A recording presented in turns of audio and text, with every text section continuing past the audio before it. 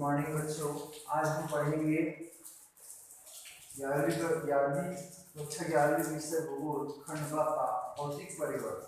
भौतिक परिवहन के अंतर्गत हम पढ़ेंगे संरचना एवं उच्चवाच भूआकृति विभाजन। हम इनके अंदर पहले बिंदु भूआकृति 5 भागों में बांटा गया था, उनमें से एक का अध्ययन कर चुके हैं। उत्तर व उत्तर पूर्वी पर्वतमाला या उत्तर का पर्वतीय प्रदेश, उत्तर पर्वत श्रृंखलाओं या पर्वतमालाओं के बारे में हम पढ़ चुके हैं। अब दूसरा बिंदु है उत्तर का विशाल मैदान। उत्तर का विशाल मैदान जो कि ये प्रायद्वीप पठार के ऊपर भाग में एक विशाल मैदान की रचना हुई है। ये भारतीय उपमहाद्वीप में इन मैदान का या उत्तर भारत का विशाल मैदान की जो रचना हुई है वो 3 नदियों के कारण हुआ है। एक क्या है, सिंधु घाटी नदी, सिंधु घाटी का मैदान, और ब्रह्मपुत्र का मैदान, और क्या है, गंगा का मैदान। ये 3 नदियों के कारण इन उत्तर भारत के विशाल मैदान की रचना हुई है। और लगभग ये 3200 किलोमीटर लंबा फैला हुआ है, और उसका जो लगभग 2400 किलोमीटर भाग में ये अवशेष पाया गया है या एरिया है हमारे भारत देश का 2400 किलोमीटर।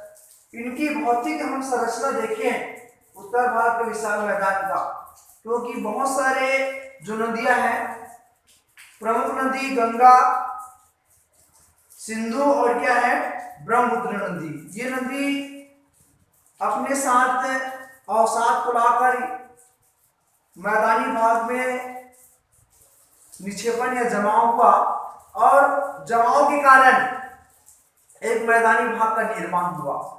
और उनमें से सिंधु नदी की बहुत सारी सहायक नदियां हैं। सिंधु नदी की सबसे बड़ी सहायक नदियां सतलज है, और ये इन सिंधु नदी का उद्गम स्थल कैलाश पर्वत के पास से हुआ है, और गंगा नदी का उद्गम स्थल गंगोत्री, और ब्रह्मपुत्र नदी का उद्गम स्थल भी हिमालय पर्वत है, और मानसरोवर झील के पास राक्षस ताल नामक स्थान से इन ब्रह्मपुत्र नदी का उद्भव हुआ है। और इस उद्भव के कारण इनकी बहुत सारी सहायक नदियां हैं। उन सहायक नदियों के कारण ब्रह्मपुत्र नदी की 2 ही सहायक नदियां, एक मानस और तीस्ता, और गंगा नदी की बहुत सारी सहायक नदियां हैं, यमुना, गंगोत्री, सरस्वती, सरयू, सोन नदी, और ये नदियां हैं जो गंगा नदी की सहायक नदियां हैं। और सिंधु नदी की सबसे बड़ी सहायक नदी सतलज को मैं बता दिया हूं। उनके साथ साथ और नदियां हैं, रावी, चिनाब, झेलम और व्यास और सतलज, ये 5 नदियां हैं जो कि पंजाब के पास, पंजाब एक राज्य की उत्पत्ति इसी नदियों के कारण हुआ है, 5 नदियों के कारण। और इनके कारण ये क्या होता है कि भारत में उत्तर भारत के विशाल मैदान की रचना हुई है। और इन्हीं के अंतर्गत भाबर, और जिसको हम भाबर भी बोलते हैं, भाबर भी बोलते हैं। तो भाबर क्या है? भाबर जो शिवालिक श्रेणी के नीचे भाग में या दक्षिण भाग में ये कंकरीली और बजरी, जिसको हम कंकरीली भी बोल सकते हैं, और बालुका का जमाव के कारण, या इसको हम बुलासपुर बोलते हैं, जमाव को, निक्षेपण को, है ना। तो बुलासपुर के कारण इस भाबर की निर्माण हुआ है, और इसमें इसका जो जमाव हुआ है, निक्षेपण हुआ है ना, तो ये बाढ़ का पानी यहां तक नहीं पहुंच पाता और ये इसमें पानी अदृश्य रहता है, दिखाई नहीं देता। किसमें? भाबर में। यह आकृति दिखाई देती जिसको हम क्या बोलते हैं? भाबर कहा जाता है। दूसरा बिंदु है तराइन। तराइन भाबर के दक्षिण भाग में, भाबर के दक्षिण भाग में भाबर से जो रिसा हुआ पानी है, वो रिसा हुआ पानी तराइन क्षेत्र में प्रतीत होती है, मतलब दिखाई देती है। जैसे झरना, झरना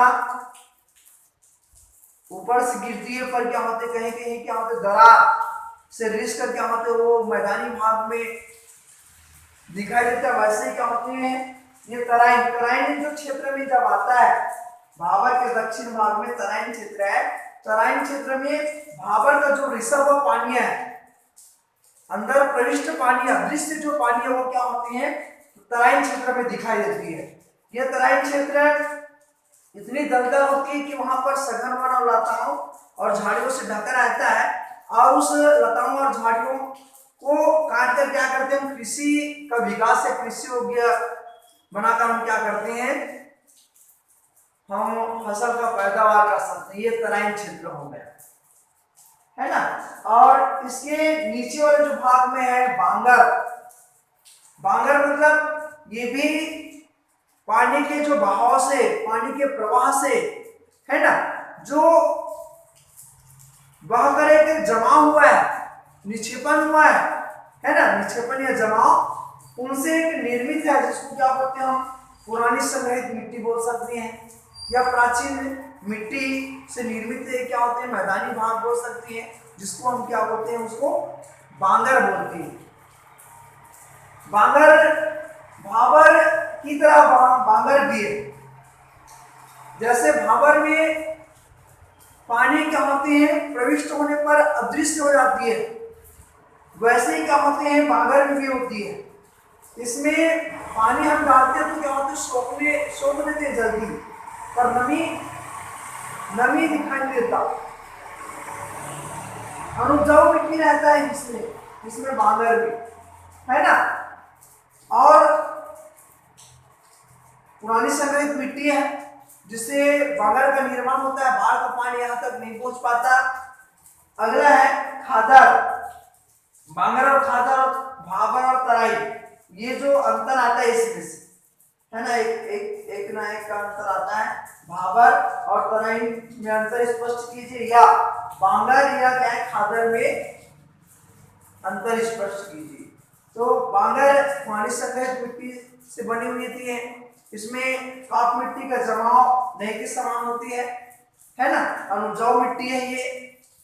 और खादर क्या है? खादर जो जड़ोल मिट्टी का हमेशा क्या होती है? परतदार जमाव होना, मतलब काप मिट्टी जिसको बोलते हैं। नवीन संग्रहित मिट्टी मतलब हमेशा क्या होते हैं? पानी बहा कर क्या होते हैं? अवसाद का जमाव करके परतदार अवसाद या जड़ोल मिट्टी का क्या होती है? निर्माण करता है, हमेशा नया नया, जिसको क्या बोलते हैं? खादर कहा जाता है। नवीन संग्रहित, संग्रह मतलब इकट्ठा करना, है ना, तो नया नया काप मिट्टी लाकर क्या है? परतदार या कतारबद्ध क्या होती है? जमा करना, इसको क्या बोलते हैं? खादर। इसमें हम पानी डालते हैं तो क्या होती है? शीघ्रता तो सोखते हैं पर क्या होती है? नमी धारण करने की क्षमता होती है इसमें, खादर में। और ये बांगर की तरह, ये बांगर की अपेक्षा खादर क्या होते? ज्यादा उपजाऊ होता है, क्योंकि नमी धारण करने की क्षमता ज्यादा होती है खादर में, और बांगर में नमी धारण करने की क्षमता कम रहती है, जिसकी क्या होती है? बांगर, खादर की अपेक्षा बांगर में फसल का उत्पादन उतना नहीं होता जितना क्या होते हैं? खादर में होता है। तो ये चार जो उत्तर भारत के विशाल मैदान का जो ये स्वरूप है, भाबर, तराई, बांगर और क्या है? खादर। अगला है प्रायद्वीप पठार। प्रायद्वीप पठार किसको बोलती है? जैसे आप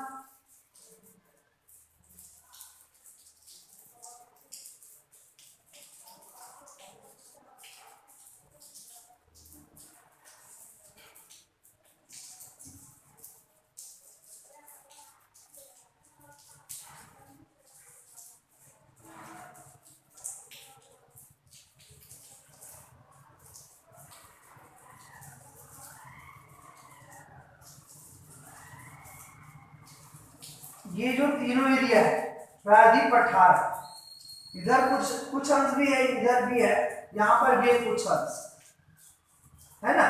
तो जिसको प्रायद्वीप पठार जो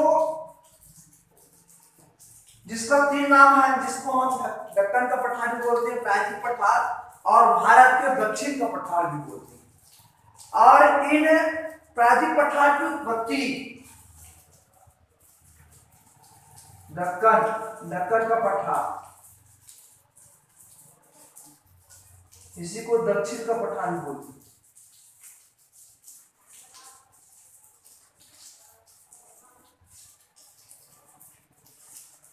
प्रायद्वीप पठार, इसका तीन नाम है, दक्कन का पठार, प्रायद्वीप का पठार और क्या है, दक्षिण का पठार। इस पठार की रचना कैसे हुई है? क्योंकि जब आंतरिक भूसंचलन हुआ, जब भूचर आई है ना, भूसंचलन हुआ, अपनति और अभिनति हुई, तो इन अवशेष, ये प्राचीनतम भूखंड है, और प्राचीनतम भूखंड में से एक है जो प्रायद्वीप पठार है, जो आग्नेय चट्टान से निर्मित है। आग्नेय चट्टान क्या है? आग से जो तपा हुआ, जो ज्वालामुखी उद्गार के समय है ना, ज्वाला मतलब क्या होता है? आग होता है, मुख मतलब उस दरार से या मुख से निकला हुआ जो लावा होता है ना, तरल पदार्थ, गर्म पदार्थ होता है, उस गर्म पदार्थ से निर्मित होती है, जिसको हम क्या बोलते हैं? आग्नेय चट्टान कहा जाता है। ये प्रायद्वीप पठार उसी आग्नेय चट्टान का एक अंश है, जो कि प्राचीनतम भूखंड है। प्राचीनतम भूखंड में और आता है जो मालवा का पठार है, इधर ये छोटा नागपुर का पठार है, यहाँ पर शिलांग का पठार है, ये भी आता है, इसी का अंश है ना। और ये इसको गोलकुंडा भी वो सब बोलते हैं। शिलांग का पठार जो कि एक राज्य की राजधानी है ना, मेघालय की राजधानी शिलांग है, तो जो कि विश्व का सबसे अधिक वर्षा वाला क्षेत्र है, इसी राज्य के अंतर्गत आता है मासिरगांव, है ना, तो इसी राज्य के अंतर्गत आता है, मेघालय के अंतर्गत। और शिलांग एक राज्य, मेघालय की राजधानी शिलांग है, शिलांग एक प्राचीनतम पठार भी है। तो ये इन पठारों, प्रायद्वीप पठार के ये अंश पाया जाता है, और इस अंश के कारण ये प्राचीनतम भूखंड है। और इसका जो अलग अलग होने का क्या कारण है? क्योंकि ये प्राचीनतम जो भूखंड है अलग होने का कारण, क्योंकि इस खंड अलग अलग हिस्सा होने का कारण यह है कि यहाँ पर नदी प्रवाह होती है, नदी बहती है, और नदी बहने के कारण अलग अलग हिस्सों में क्या है, बट चुका है। और बटने के कारण एक नीचे वाले भाग में प्रायद्वीप की परिभाषा क्या है? जो तीनों मतलब पूर्व में बंगाली खाड़ी, पश्चिम में अरब सागर है, और दक्षिण में हिंद महासागर है। तो तीनों ओर जलभाग से घिरा है, ये तीनों जलभाग से घिरा है। एक जो भाग है वो स्थल भाग है। अब तीनों ओर जलभाग से घिरा हुआ जो भाग होता है उसी को क्या बोलते हैं? प्रायद्वीप कहा जाता है। प्रायद्वीप में जो यहाँ पर बहुत पुराने पठार है, और पठार होने के कारण यहाँ पर कई ऊंची ऊंची पहाड़ियां भी है, जिसको क्या बोलते हैं हम? इलायची की पहाड़ी, अन्नामलाई की पहाड़ी भी बोलते हैं। और इस प्रायद्वीप पठार के दोनों तरफ, पूर्व तरफ भी और पश्चिम तरफ, है ना, ये ढाल भी तीव्र है। और ये प्रायद्वीप पठार का जो अंश, मालवा का पठार, छोटा नागपुर का पठार, और क्या है? शिलांग का पठार, ये इसका प्रायद्वीप पठार का एक अंश है। और इस प्रायद्वीप पठार में ऊंची ऊंची पहाड़ियां, कई नदियों का उद्भव भी हुआ है दक्षिण भारत का, जैसे महानदी है दक्षिण भारत में है ना, और उसके बाद गोदावरी है, कृष्णा है, कावेरी है, इधर ये तो पूर्व की बात हो गया, है ना। इसका जो उद्भव हुआ है वो पूर्वी तट से हुआ है, पर उसका बहाव पूर्व से पश्चिम तट, पश्चिम से क्या होता है? पूर्व की ओर प्रवाह है। जितनी भी नदियां दक्षिण भारत में, दो ही नदियां हैं जो क्या है, इसका बहाव पश्चिम से पूर्व की ओर है, पर क्या होती है, दरार के कारण नर्मदा और ताप्ती नदी का जो पानी है ना, इसमें ये अरब सागर में जाकर गिरती है। और बाकी दक्षिण भारत की जो नदियां हैं, जितनी भी नदियां हैं, वो नदियां क्या होती हैं, बंगाली खाड़ी पूर्व में जाकर क्या, बंगाली खाड़ी में जाकर क्या होती, मिलती है। तो ये मिलने के साथ साथ क्या होती है, ये तीव्रगामी भी है, क्योंकि बहाव भी तीव्र है। और बहुत तीव्र होने के कारण यहाँ पर एक मैदानी भाग का भी निर्माण होता है ना। नेक्स्ट में हम पढ़ेंगे। पर ये प्रायद्वीप पठार का जो अंश है, यहाँ पर कई पर्वत क्या होते हैं, यहाँ पर ऊंची ऊंची पर्वत है ना। और इस पर्वत होने के साथ साथ यहाँ पर विंध्याचल पर्वत है, सतपुड़ा की पहाड़ी है ना। और अन्नमलाई या इलायची पर्वत, जो कि ये दक्षिण भारत का सबसे बड़ा पर्वत है ना। और बहुत सारे पर्वत दक्षिण भारत में है, और कई गुफा भी है यहाँ, जैसे शालीमार गुफा भी है। और हमारे इसी दक्षिण भारत में छत्तीसगढ़ का भी है, जिसको क्या बोलते हैं हम, कुतुबसर गुफा है ना। और अजंता एलोरा का गुफा है, इसी दक्षिण भारत जो पहाड़ी भाग में है। तो बहुत सारे पर्वत है। और ये दक्षिण में जो प्रायद्वीप पठारी भाग में क्या होते हैं, इनका जो निर्माण इसी प्रायद्वीप पठार से हुआ है। और ये पर्वत होने के कारण यहाँ पर इधर गारो खासी जनता की पहाड़ी भी है, और ये शिवालिक श्रेणी के पास, सॉरी शिलांग के पठार के पास। और कई पर्वत ऊंची ऊंची पर्वत होने के कारण हवा, भारत का जो मानसूनी हवा है, जो दक्षिण पूर्वी भाग से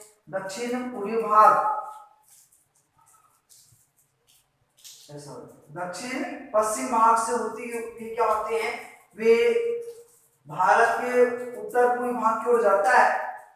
और जाने के पूर्व इस भाग में, पश्चिम भाग में बहुत ज्यादा वर्षा होती है, जिसको दक्षिण पश्चिम मानसून भी कहा जाता है। और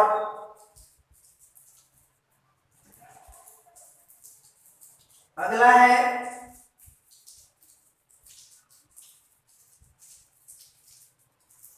समुद्र तटीय मैदान, चौथा, इसी का चौथा है समुद्र तटीय मैदान। समुद्र तटीय मैदान, समुद्र तटीय मैदान दोनों तरफ, पूर्व तरफ इधर अरब सागर है, अरब सागर, इधर क्या है, बंगाली खाड़ी, बंगाल की खाड़ी।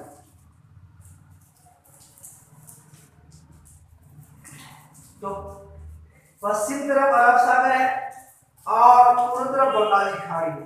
तो दोनों तरफ पश्चिम भाग में एक सतही पट्टी की भांति है, और पूर्वी भाग में भी एक सतही पट्टी के बाद एक मैदानी भाग का निर्माण हुआ है। यहाँ पर जो पश्चिम भाग में है, पश्चिम भाग में ये समुद्र तटीय मैदान, जो समुद्र के किनारे एक मैदानी भाग का निर्माण हुआ है। ये नदियां जैसे नर्मदा और ताप्ती नदी है, ये नदी मैदानी भाग का तो निर्माण करते हैं, पर क्या होते हैं, ये अवसाद जो लाते नदी है ना, वो नदियां अवसाद लाकर क्या होते हैं, वो समुद्र के तट भाग में अवसादों का जमाव नहीं करते वो, क्योंकि खाई भाग जाता है, गहराई जाता है, और गहराई ज्यादा होने के कारण वो अवसाद नर्मदा और जो ताप्ती नदी का जो अवसाद लाता है नदियां अपने साथ बहाकर, उस अवसाद को क्या है, समुद्र के निचले भाग में जमाव करता है, जिसको क्या बोलते हैं, एक्सुरी बोलती है। एक्सुरी क्या है, वही जो अवसाद जो क्या होते हैं समुद्र के तलहटी भाग में, तलहटी मतलब तली भाग में क्या करते हैं अवसादों का जमाव, जिसको एक्सुरी कहा जाता है। जैसे एक्सुरी का निर्माण लक्षद्वीप का भी निर्माण एक्सुरी के कारण हुआ है। और इन पूरी पश्चिमी तटीय भाग को दो भागों में बांटा गया है। ऊपर भाग कोंकण तट कच्ची खाड़ी से लेकर क्या होते हैं, ये गोवा तक कोंकण तट, और गोवा से लेकर कन्याकुमारी तक क्या है, मालाबार तट, ये दो तट में बांटे गए हैं। तो पूरी तटीय पश्चिमी तटीय मैदान को एक सकरी पट्टी की भांति है, पर एक्सुरी का निर्माण नर्मदा और ताप्ती नदी एक्सुरी का निर्माण करती है, जो कि समुद्र के निचले भाग में जैसे लक्षद्वीप का जो निर्माण हुआ है वो एक्सुरी के कारण ही लक्षद्वीप का निर्माण हुआ है। अगर हम देखते हैं पूरी तटीय मैदान, पूरी तटीय मैदान को भी दो तट में बांटा गया है। ये कन्याकुमारी से आंध्र प्रदेश तक, जिसको कोरोमंडल तक कहा जाता है, और आंध्र प्रदेश से क्या है, पश्चिम बंगाल तक, है ना, इसको उत्तरी सरकार